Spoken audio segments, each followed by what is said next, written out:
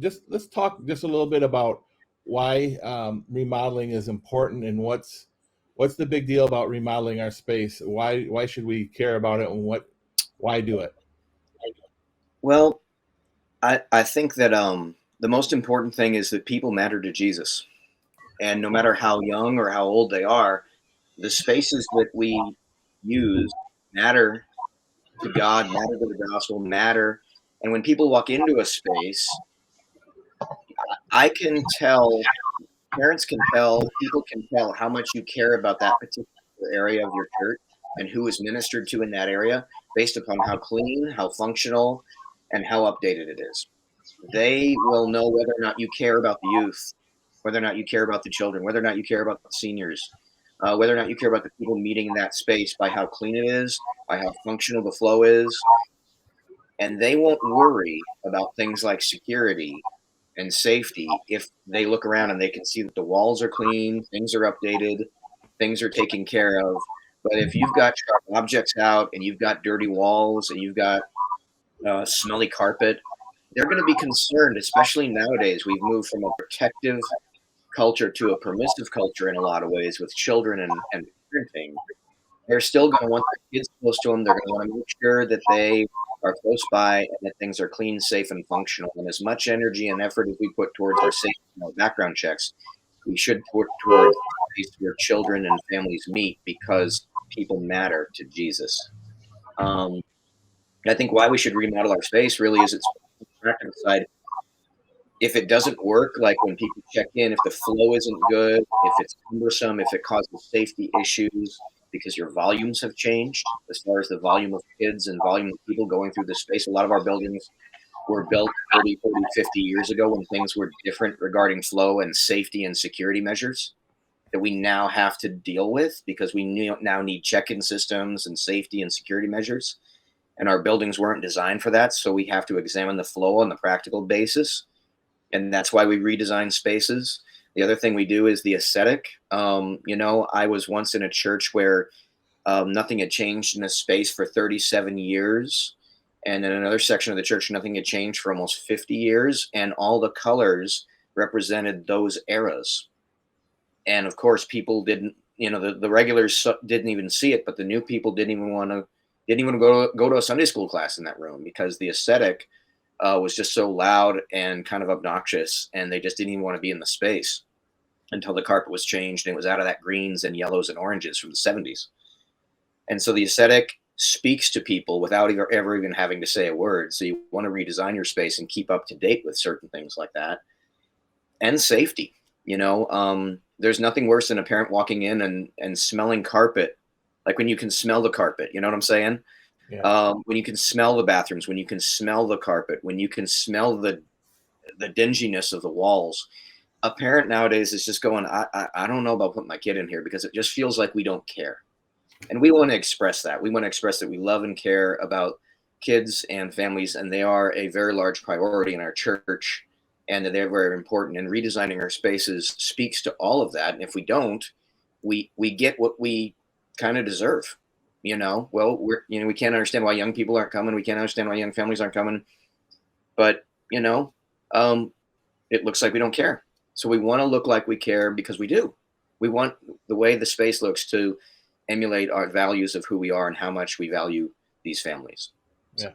And I think that whole idea of value is so important. Um, Kids need to know that we care about them. Parents need to know that we care about them. I mean, people show up to places all the time and they know I'm not being cared for. And the church is the place where they need to know, hey, these are people that love me.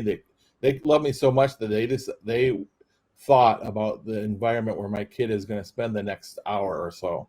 And so Yeah. I think that's huge. Another thing you had mentioned, I've noticed many times going to a church, especially churches, they've had the same issue for a long time.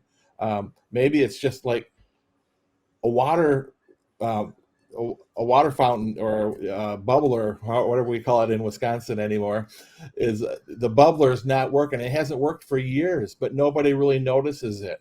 They just walk by it every single Sunday. It's the same every single Sunday, and um, those kind of things. Sometimes it's good just to have a fresh set of eyes that walk through there. I suppose that can help And with Mark, that. I've been known to do that. I'll come to a place and I'll say, hey, if you need somebody to walk through and just, hey, here's what I see, and I'll bring my children too, and then I'll have my children walk through this space and get their responses. And I still have a 9-year-old and a 7-year-old and an 18-year-old and a 16-year-old, but I'll bring the my when my 18 and 16-year-old were younger, I'd bring them with me and I'd be like, what do you guys see from your perspective? And I'd ask them. I also put down in my notes, children's ministry environment changes every 3 to 5 years as culture shifts. And so if you haven't painted anything, you haven't changed the walls, you haven't done anything in 6 years, chances are it's time to change. Yeah. Chances are it's time to adjust because the culture is shifting, and we have to acknowledge that and recognize that and find a way to kind of ride the wave of culture while keeping things biblical. Yeah, I think that's a wise thing. Any of the rest of you on the panel have anything you wanted to ask about this whole idea of why redesigning our space? Any thoughts or questions you may have for Joe at this time?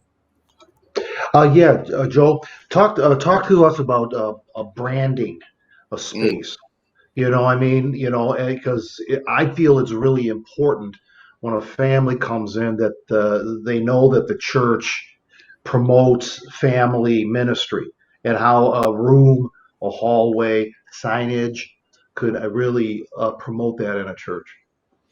yeah. So I was going to mention this later, but under resources, but I think in the comments we have, like, if you go to my Pinterest page, which I have a Pinterest page, I'm a guy with a Pinterest page.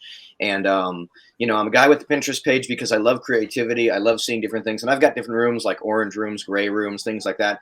But I have a section called children's ministry hallways and children's ministry stage designs and things like that. And you can go there and you can look at some of the things that I've done, but also some of the things I just think are cool, just some things I've seen in other churches. And there's always a branding aspect. And what I try to do is make sure that the branding of the children's ministry, a lot of churches are doing this nowadays, but I think it's the right thing to do, that you don't become the silo effect. So in your branding, that you, number one, have some form of logo or branding, and it doesn't take a lot to have that done or to have that created. Even the kids can kind of create it. And then you can take, I mean, I've taken as simple as you remember these, the overhead projector? I've taken an overhead projector and some and a hot knife and cut logos and branding out of foam to make them three-dimensional, and then just painted them in a three-color scheme and placed them on the wall. And people get done. I get done, and they're like, "Whoa, is that wood? Did you guys know we used an overhead projector and some foam and some glue, and then we painted it with Owens Corning Formular, and we created a logo and created branding." So that whenever anybody saw that, they knew that was about the children's ministries, but it also tied in with the church. So, like, we had Bayside Kids because it was Bayside Community Church, and we would always tie it in the umbrella, under the umbrella of the name of the church, so that everybody knew that was always part of the church, but it was also unique to the children's ministry. But we weren't something completely separate, from the name of the church. And so we would always tie in. But but the logo that we used on the outside of the children's ministry, the branding that we used was also the branding we used on our letterhead, was also the branding we used on our portion of the website. So everything kind of flowed together. And we did that intentionally on purpose so that whenever they got any kind of a notification, they knew just by the logo and the branding that that was for the kids. And Yeah. that really helped, I think, a lot because there was no confusion. I also had to have in the years past, some challenges with branding because sometimes churches would blend the children's ministry and so well with the adult part of the church so well that I would have adults walking without the branding on the outside where the check-in table was. I would have adults walk right down the hallway of the children's ministry in a place where they actually didn't belong as visitors, thinking, oh, this is where we go to church. And so we had to find a way to create a color scheme so that it wasn't loud and obnoxious, but it also fit with the branding so that there was just enough of a variation that they knew when they walked up, oh, wait a second, there's logo, there's branding, there's a check-in area. The colors are a little different. This must not be where I belong as an adult. This must be for young families. So does that make sense? Yes, I think great, Joe.